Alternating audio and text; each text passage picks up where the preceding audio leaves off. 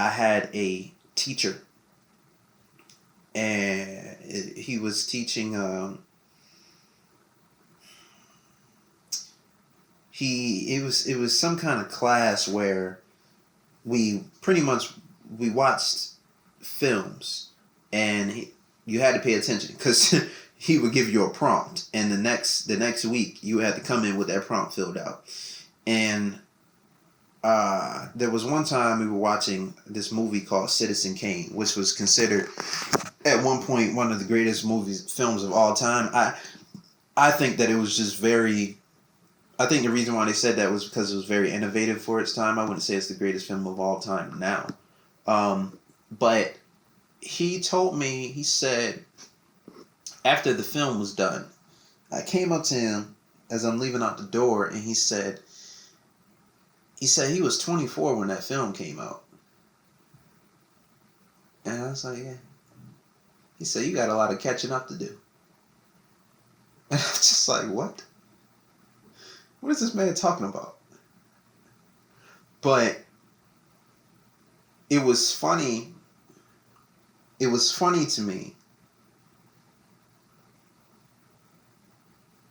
because it was funny, and also it was funny because it was strange.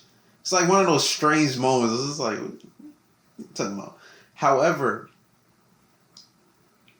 I think when I was walking to my dorm room, I thought about what he was saying, and it sparked something in me between the director's workshop and what he said. It sparked something in me to really hone in on the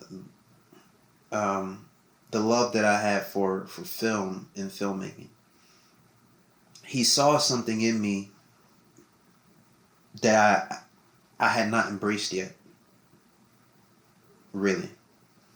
Because by this time I had been doing somewhat film stuff since like 2017, but I hadn't really embraced the filmmaker thing, that whole thing until this semester. Somewhere in the second half of 2020, that teacher died.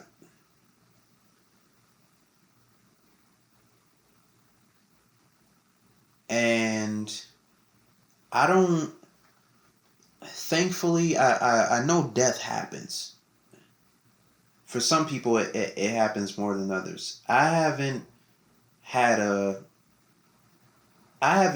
many deaths happen in my life, or have had people die that I actually knew of in my life.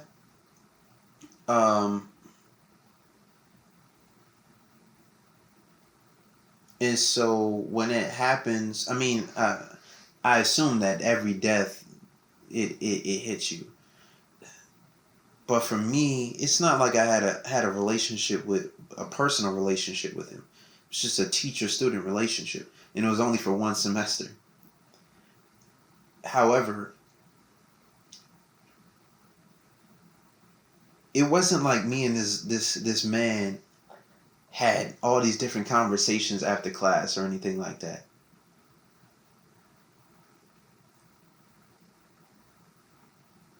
The main impact that he had was the things that he left on the paper. Because when we wrote our prompts, he would write down. He would put a response on the prompt. And so it wasn't just the thing that he said when it came to the Citizen Kane movie. It was the stuff that he said on the paper. And there was this one time where I didn't take my time on the prompt. I was rushing. And I think I wrote a response like one class before. And so, it's not really that thought out. And when I got that paper back, his response on it, I can't remember exactly what his response was, but it was something like, basically his response let me know that it wasn't as thought out as my other prompts, which let me know, oh, this man is actually paying attention to what we're writing down. Not only that, this also lets me know, stop playing. Like, if somebody sees something in you, don't play with it.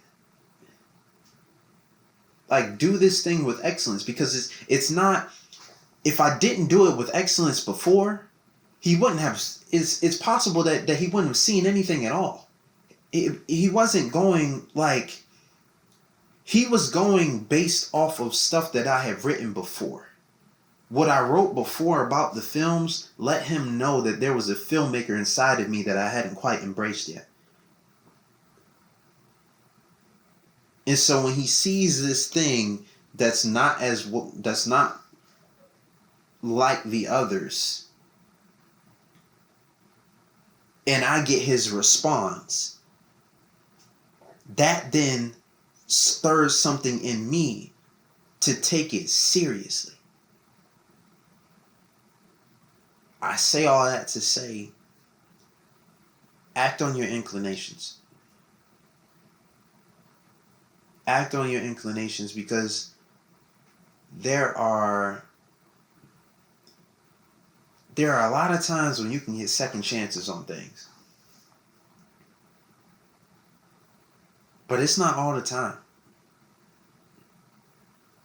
It's not all the time.